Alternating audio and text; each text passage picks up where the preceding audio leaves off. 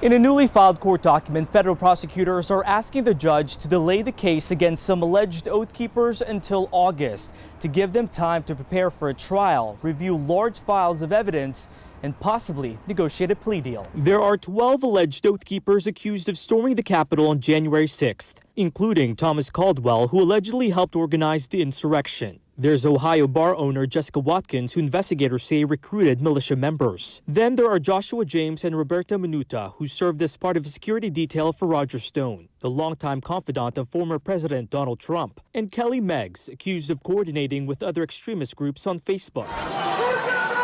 All of the suspects have been charged with conspiracy, obstruction of official proceedings, and entering a restricted building. But this latest federal court motion filed Thursday suggests a plea deal is in the works. Prosecutors revealed they've recently began reaching out to the defendants' counsel about possible resolutions of these matters short of trial. As discussions are ongoing, the government is asking for more time in the case. Another reason is due to the abundance of discovery collected. Since January, there's been more than a terabyte worth of evidence for the defense to sift through, including surveillance footage, body cam videos, and full extractions from 20 phones belonging to the defendants. The U.S. attorneys say there are chats and recordings on the encrypted messaging service Signal and the walkie-talkie app Zello that point to evidence of planning the attack. And so far, 3 defendants have agreed to this motion at the time it was filed. There is a status hearing scheduled on June 1st.